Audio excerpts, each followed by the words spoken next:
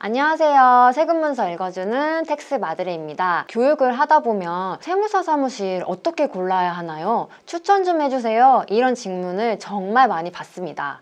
모든 사업의 모양이 다르듯 세무사 사무실도 나와 잘 맞는 게 이제 1순위라고 생각을 해요. 오늘은 제가 17년 동안 세무사무실에서 근무하면서 직접 경험한 사장님 성향에 맞는 좋은 세무사 사무실 고르는 방법을 알려드리겠습니다. 세무사님들은 신규 상담이 들어오면 보통 이렇게 말씀하세요. 다 할 수 있습니다.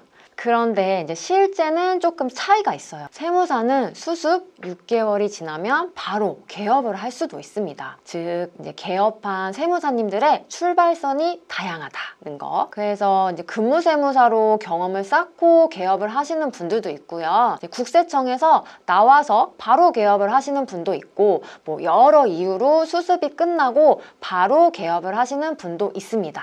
자, 여기서 사장님들이 원하시는 건 뭘까요?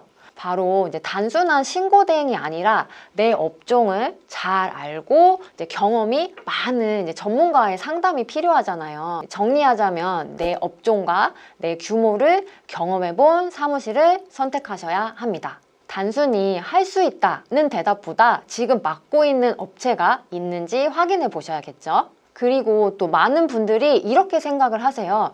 세금 신고서는 당연히 세무사님이 직접 작성하겠지? 하지만 실제로는 다릅니다. 세무사 사무실은 세무사, 세무사무원의 구조로 이제 되어 있어요. 그래서 대부분의 신고서는 이제 세무사무원이 작성을 하고, 이제 세무사님은 세금 결정, 검토, 조사, 대응 등 이제 큰 의사 결정에 집중을 하시죠. 그럼 여기서 체크 포인트. 세무사님이 직접 내 장부를 봐줬으면 한다. 그러면 세무사 대표가 직접 기장을 맡는 곳인지 확인을 꼭 해보세요. 근데 나는 뭐 평소에는 직원한테 편하게 묻고 중요한 거는 세무사님께 확인받고 싶다. 그러면 직원이 있는 사무실을 선택하는 게 맞습니다. 정리하자면 내가 원하는 소통 방식에 맞는 사무실을 고르셔야 합니다.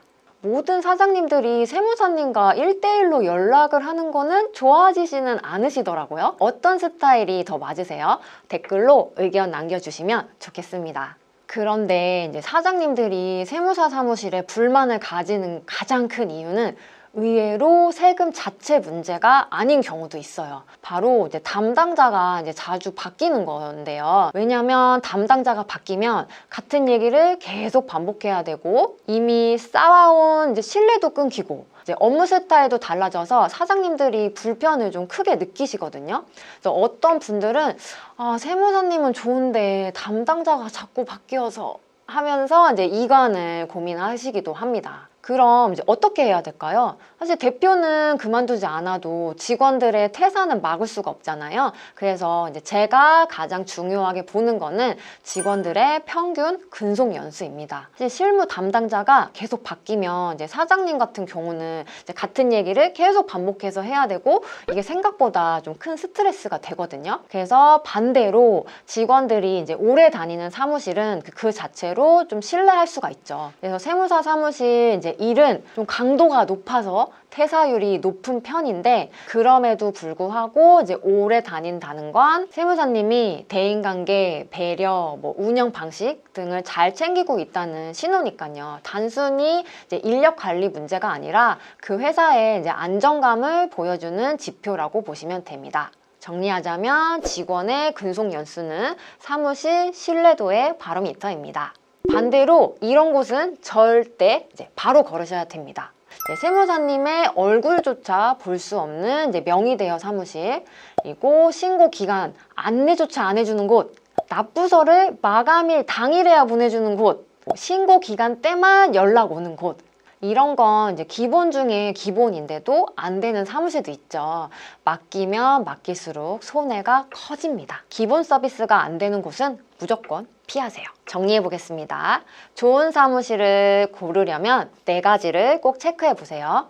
업종 경험, 담당 구조, 직원 안정성, 기본 서비스, 그리고 이제 꼭 기억할 게 또 있어요. 세무사 사무실을 고르는 것만큼 중요한 게 있습니다. 바로 사장님이 직접 챙겨야 되는 증빙 관리와 돈 관리예요. 이게 기초가 돼야 이제 그 다음 절세 플랜이 가능하거든요.